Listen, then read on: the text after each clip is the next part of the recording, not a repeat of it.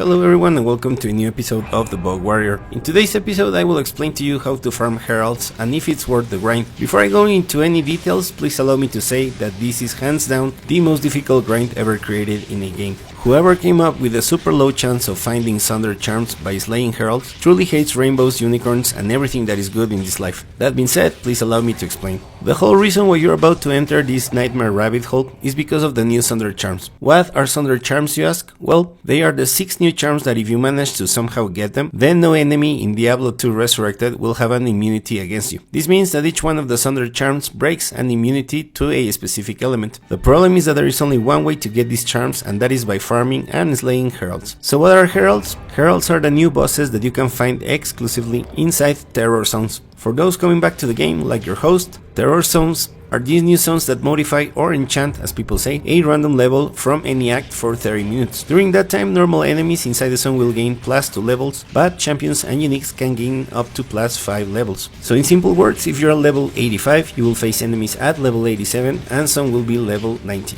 So yeah, these zones are quite a challenge. The reason why a zone gets terrorized for 30 minutes is so we get a faster rotation. Why is the rotation so important? Because not all terror zones have the same value. In fact, we can sort them by their tier. So before doing anything else, what you want to do is go check the Diablo 2 Resurrected Terror Zones tier list at Diablo 2.io, which I will leave the link to it in the description. As you can see, we have a total of 6 tiers available. The best ones and the only ones you want to farm are the S and A tier. Before doing this video, I tried farming every zone that was available, but I was so naive. After a few hours, you will need to take a break, so believe me when I say exclusively farm for the S and A tiers and just take a break from the game when any other zone is active. Alright, so now that we know which zones to farm, the next thing you need to do is go to the Diablo 2 Resurrected Terror Zone Tracker located at d2emu.com. Here the website will show you the current terror zone based on your browser's local time and the next one. Remember once again that every 30 minutes is going to change, so check what is on. If it's something worth it, go for it. If not, take a break and wait. Once you find a good zone, it's time to go hunting. What you want to do is kill as many champions, uniques and elites as you can. The reason is that every time you slay these types of enemies, you have a chance to earn a token.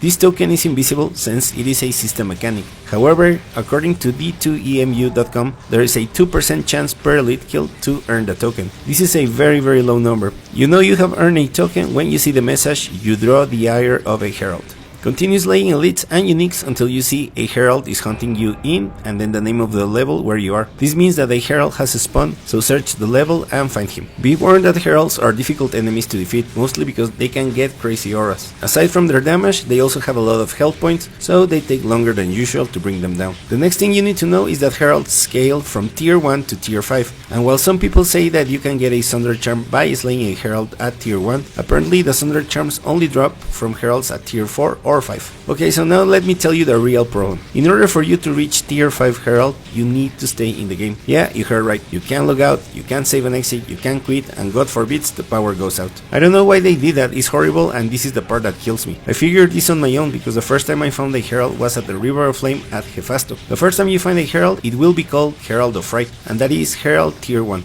I found mine at the River of Flame, I slayed him, I was so happy but tired, so I went to bed. Then the next day I started farming the sewers at level 1, and then I saw the message, "You draw the ire of a herald," meaning that I had a new token. I was so excited. And then at the sewers level 3, the herald started hunting me, and then I noticed that it was again the Herald of Fright. After I slayed him, I had to check, and indeed, in order to reach tier 5, you need to stay in the same session. The problem is how long it takes for heralds to spawn. Since I wanted to test this, I recorded everything, so here's what happened. I found tier 1 Herald of Fright at 4:43 PM at the sewers level 3. Next, I found tier 2 Herald of Dread at 6:40 PM at the cave level 1. Then I found tier 3 Herald of Fear at 7:01 PM at the House of the Dead level 2. Then at 9:36 PM I found tier 4 Herald of Horror at the Viper Claw Temple level 1. And minutes later at exactly 9:44 PM I found the tier 5 Herald of Terror at the Viper Claw Temple, but level 2. However, in total that was 5 hours to go from tier 1 to tier 5, and that was by following the method of exclusively farming the S tier and A tier zones and not logging out. Once you reach Herald tier 5, all the next heralds that spawn will always be tier 5. So you could say here is where you begin farming, but it is crazy because you need to stay in the game or play for as long as you can, log out and repeat. That is why some people on weekends are playing 10 to 12 hours, but if you are married, have kids, go to work, and will just exist, there is no way to do that. For me, I left the game on while I went to bed. Then the next morning I woke up at 5 AM to play for a few hours. I think I found around 4 Heralds, but then at 11:03 AM, after slaying the last one, I gave up and logged out. Not only because I had to work, but because it stops being fun. It feels truly like hell. So before we go, I ask you, is it really that important to get the Sunder charms? Well, not even get them, attempt to get them. For me, I decided to simply play the game, get my Wallstone shards so I can farm the colossal ancient statues, and yes, I will play Terror Zones, but only for the gear and the XP. Please let me know your thoughts in the comments. We reached the end of the video. Thank you very much for watching. If you made it this far and found the video interesting or useful, please consider to share, like, comment or subscribe, and I will see you